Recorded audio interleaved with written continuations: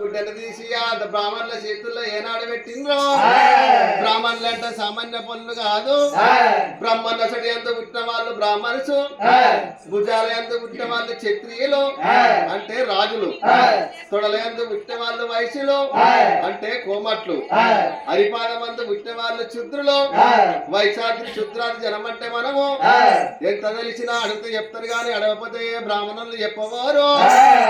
ఆగో శుభవార్త చెప్పన్నంటే ఆడల్లో చెప్పన్నట, శుభవార్త చెప్పన్నంటే మొగల్లో చెప్పన్నాట. ఆగో ఆ బిడ్డను చూస్తుంటే కన్న తల్లి గండారం వస్తున్నది. ఓ తల్లి సుశీలరాని నువ్వు చచ్చిపోతావని చెప్తే ఏడగుండె వల్ల చచ్చిపోతుందో. ఆగో మనిషికి రంది తలితే కట్టెకు పిప్పి తలిగినట్టే, పచ్చిగోడకు రవ్వుతేసినట్టే లోకం మీద పాము కొడితే మందున్నది, తేలు కొడితే మందున్నది, 66 రోగాలకు మందున్నది కానీ మనోవాదికి మందు లేదాట. అగో కట్టె ఇరుగుతే ఎతకబెట్టే మానవుడు ఉన్నాడు, ఇనుము విరిగితే ఇనుమును అతకబెట్టే మానవుడు ఉన్నాడు, బంగారం విరిగితే బంగారాన్ని అతకబెట్టే మానవుడు ఉన్నాడు. కానీ మనసును అతకబెట్టే దేవుడే ఉండలేదే ప్రపంచం మీద.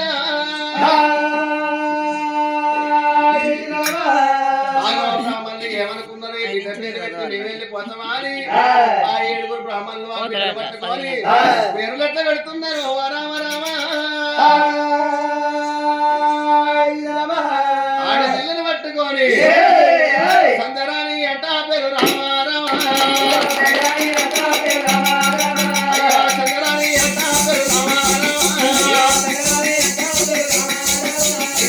కూడా పెట్టావట రామ రామ,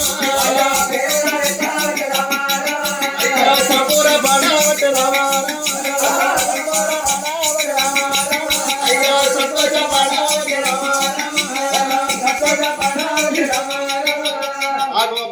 ఏనాడు ఆ సంజనాన్ని పేరు పెట్టిందో ఆ సురేంద్ర మహారాజు కళ్ళతోడు చూసింది. ఆ సుచిలరాని కళ్ళతోడు చూసి ఆ బ్రాహ్మణులకు ముత్యాలు ఇచ్చింది, వరహాలు ఇచ్చింది. పప్పుతోటి భోజనం పెడితే దెబ్బలేసుకుంటా బ్రాహ్మణులు వాళ్ళ పట్టణం వాళ్ళు వెళ్ళిపోయిండ్రు. వారిని కళ్ళతోడు చూసిండు బామాని